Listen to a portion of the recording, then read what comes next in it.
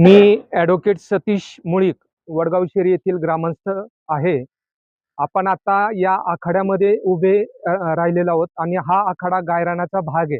वडगाव शेरीमध्ये सुमारे 12 एकरचं गायरानचं क्षेत्र होतं आणि हे क्षेत्र 1971च्या सुमारामध्ये कलेक्टरने भारत पाकिस्तानच्या युद्धामध्ये ज्या सोल्जरच्या ताकदीवर आपण हे युद्ध जिंकलं, त्यांना बक्षीस म्हणून किंवा राहण्यासाठी म्हणून 3-3 गुंठ्याचे प्लॉट्स त्या काळात प्रदान करण्यात आलेले होते.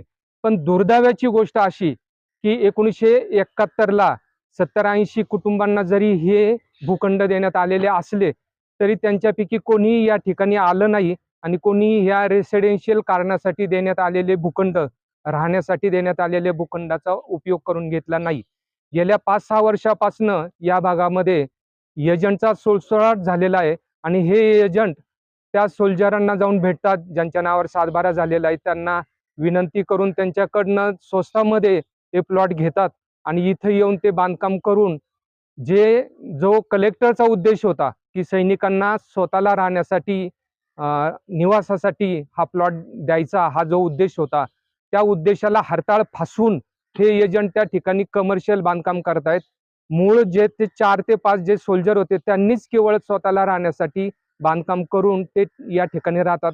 बाकी जवळजवळ बहुसंख्य लोकांनी बिल्डरांना विकले आणि ते कमर्शियल बांधकाम करतात. अशाही परिस्थितीमध्ये आम्ही गावकऱ्यांनी निर्धार करून जे काही मोकळे प्लॉट होते, ज्या प्लॉटवर गायरान क्षेत्र असा उल्लेख होता किंवा सरकारी क्षेत्र असा उल्लेख होता, असे क्षेत्र ज्या ठिकाणी झोपडपट्टी होती, ती झोपडपट्टी 2001 मध्ये आम्ही काढून टाकली आणि या ठिकाणी 2001ला आम्ही हा आखाडा बांधलेला आहे.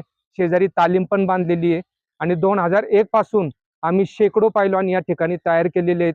जी मुलं शाळेमध्ये जातात किंवा जी मुलं कामाला जातात, अशा मुलांना आम्ही तालमीचं वेड लावलेलं आहे आणि बहुसंख्य मुलं या ठिकाणी व्यायाम करतात. काही मुलं पोलीसमध्ये पण भरती झालेले आहेत, काही आर्मीमध्ये पण गेलेले आहेत. अशा पद्धतीने आम्ही गावचा उत्सव या ठिकाणी साजरा करतो आणि रोज या ठिकाणी तालमीमध्ये मुलं पण व्यायाम करतात. आज आपण परिस्थिती पाहतो वडगाव शहरातली की काही काही भागामध्ये अक्षरशः ड्रग घेतले जातात, गांजा पिला जातो. काही मुलांच्यावर अक्षरशः पालकांचं लक्ष नसतं.